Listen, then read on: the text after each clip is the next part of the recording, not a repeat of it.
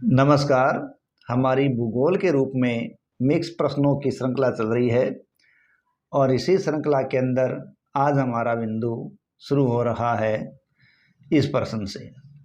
तो इसमें पहला प्रश्न है, किस देश को 1000 जिलों की भूमि कहा जाता है? तो देखिए, यहाँ अपने को ऑप्शंस दिया गया है। उन ऑप्शंस में एक ऑप्शन है फिनलैंड।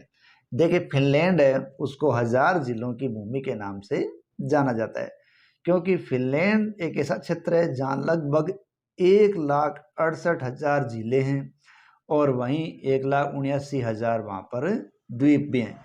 इसलिए इसको जिलों की नगरी या भूमि के नाम से जाना जाता है। ठीक है। नेक्स्ट देखिए, विश्व की सबसे बड़ी मीठे पानी की झील कौन सी है?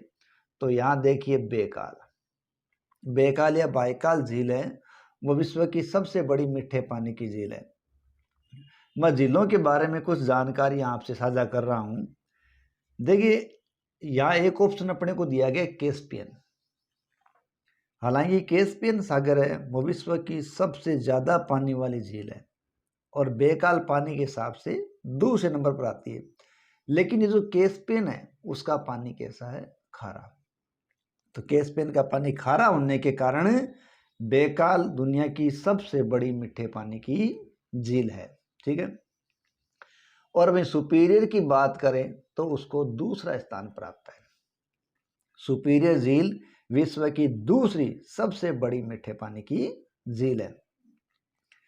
एक झील है केरिबा झील, जो आयतन के हिसाब से विश्व की सबसे बड़ी मानव निर्मित झील मानी गई है। केरिबा मानव निर्मित यानी कृत्रिम।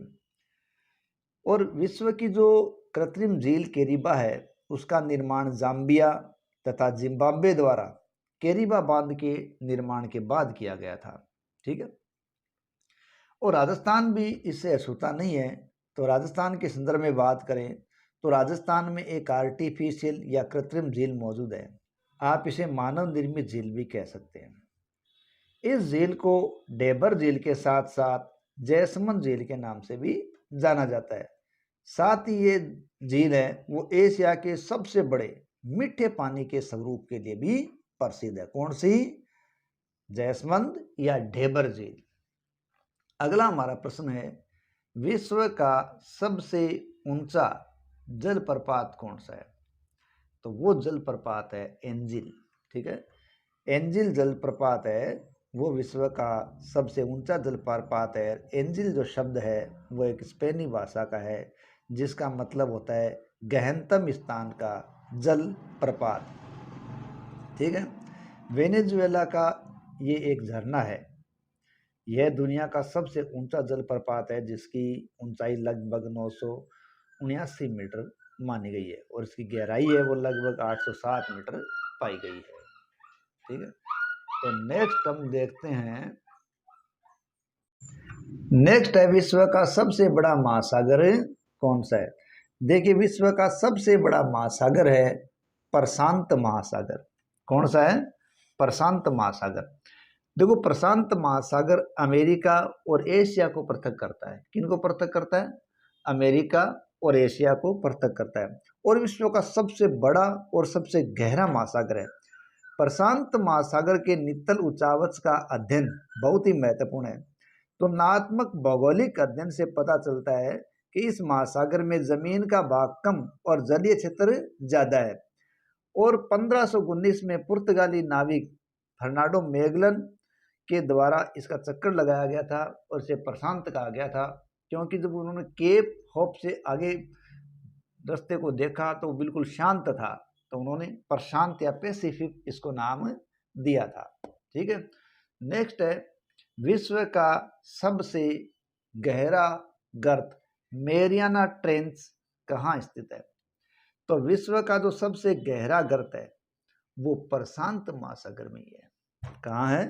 प्रशांत महासागर में। मेरियाना गर्त विश्व का एक प्रमुख और बहुत ही गहरा महासागरीय गर्त है और ये पश्चिम प्रशांत महासागर में मारियाना द्वीप समूह से लगभग 200 किलोमीटर पूर्व की ओर स्थित है। और यदि इसकी गहराई की बात करें तो इसके लिए इसकी तुलना माउंट एवरेस्ट से की जाती है। कहते हैं कि माउंट एवरेस्ट को यदि इसके गर्त में डाल दिया जाए तो उस पर्वत की चोटी भी समुद्र तल से 1.6 किलोमीटर पानी के नीचे ही होगी। तो इतना गहरा ये गर्त है मेरियाना ट्रेंच।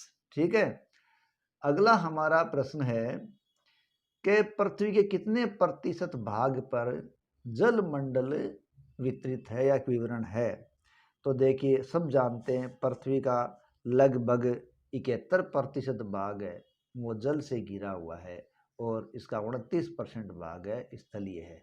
तो जलीय भाग पृथ्वी पर ज़्यादा है, लेकिन फिर भी हम कहते हैं जल की कमी है। ऐसा इसलिए है क्योंकि समुद्री पानी है वो लवणीय खारा है, तो वो किसी काम का नहीं है।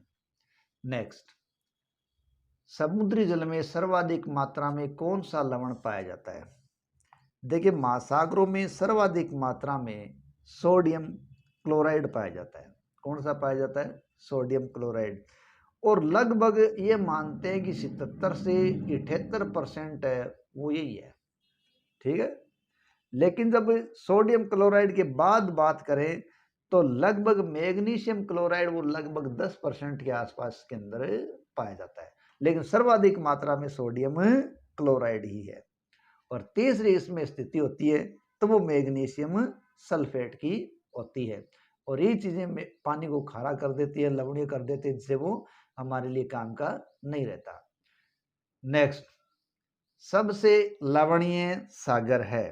ठीक है, देखो यहाँ जो मृत सागर जो दिया गया है वो सबसे अधिक लवण वाला सागर है, और मृत सागर है उसको देखो झील के रूप में भी माना जाता है। ठीक है, नेक्स्ट अपना प्रश्न है, पाक जल संधि किन दो देशों को अलग करती है। कौन संधि है? पाक जल संधि। देखो, पाक जल संधि है वो भारत और श्रीलंका को अलग करती है। किस किस को? भारत और श्रीलंका को। भारत के तमिलनाडु राज्य और श्रीलंका के उत्तरी प्रांत के जाफना जिले के बीच ये जल संधि है। यानी भारत की बात करें तो तमिलनाडु राज्य, और श्रीलंका की बात करें तो उसके उत्तरी प्रांत के जाफना जिले के बीच में ये एक संधि है। और ये जो संधि है भौगोलिक महत्व और ऐतिहासिक दृष्टि से काफी महत्वपूर्ण है, क्योंकि हिंदू धर्म ग्रंथ के अनुसार इसी संधि को राम सेतु के नाम से भी जाना जाता है। नेक्स्ट, भूमध्य सागर और अटलांटिक सागर को कौन सी जल संधि जोड़ती है? यानी किस किस को जोड़ने वाली है? यह है भूमध्य सागर और अटलांटिक सागर को, तो इनको जोड़ने वाली संधि है जिब्राल्टर। ठीक है, देखो जिब्राल्टर एक तरफ पूर्व में बात करें तो भूमध्य सागर को और पश्चिम में अटलांटिक महासागर को जोड़ देती है। ठीक है, तो इसके उत्तर में यूरोप के स्पेन और जिब्राल्टर हैं, जबकि इसके दक्षिण में उत्तरी अफ्रीका के मोरक्को, सेउटा आदि क्षेत्र है। और अपने सबसे करीबी बिंदु पर यूरोप और अफ्रीका के महाद्वीपों में केवल 14.3 किलोमीटर की ही दूरी है। क्योंकि यह भूमध्य सागर और अटलांटिक सागर के बीच में यातायात का एक सिकुड़ा हुआ बिंदु है, इसलिए इस जल संधि पर कब्जा करना ऐतिहासिक दृष्टि से हमेशा से ही देखो महत्वपूर्ण रहा है। मध्यकाल के आरंभ में उत्तर अफ्रीका से आए अरबों ने इस संधि पर देखो कब्जा करने का प्रयास किया, और अरबों ने जल संधि को लांघ कर स्पेन पर कब्जा किया था, और बाद में स्पेनियों ने कई 100 वर्षों बाद उन्हें जल संधि के पार खदेड़ दिया था और वापस उन्होंने अपना राज्य स्थापित किया था। तो जिब्राल्टर संधि है वो मध्य सागर और अटलांटिक सागर के बीच में है। नेक्स्ट, पनामा नहर किन दो महासागरों को जोड़ती है? कौन सी नहर है? पनामा। तो पनामा है वो प्रशांत और अटलांटिक को जोड़ने का काम करती है। किसको जोड़ती है? प्रशांत और अटलांटिक। देखो, पनामा नहर है वो एक मानव निर्मित जलमार्ग है। ठीक है, और ये जलमार्ग पनामा में स्थित है, जो प्रशांत महासागर यानी कैरेबियन सागर से होकर और अटलांटिक महासागर को जोड़ती है। ठीक है, यानी कैरेबियन सागर से होकर जाती है, प्रशांत और अटलांटिक को जोड़ती है, और इस नहर की कुल लंबाई 82 किलोमीटर है। कितनी है? 82 किलोमीटर। और यह नहर पनामा जल डमरू बंदे को, यानी पनामा स्थल डमरू मध्य को, जल डमरू मध्य नहीं है, पनामा स्थल डमरू मध्य को काटते हुए निर्मित है और अंतर्राष्ट्रीय व्यापार के प्रमुख जल मार्गों में से पनामा नहर एक है। अब पनामा नहर में देखिए, पनामा देश का नियंत्रण है और पनामा नहर जल पास या जल लोक पद्धति पर भी आधारित है। नेक्स्ट है स्वेज नहर किन किन को जोड़ती है। देखो जहां तक स्वेज नहर की बात है, स्वेज नहर है वो भूमध्य सागर और लाल सागर को आपस में जोड़ने का कार्य करती है।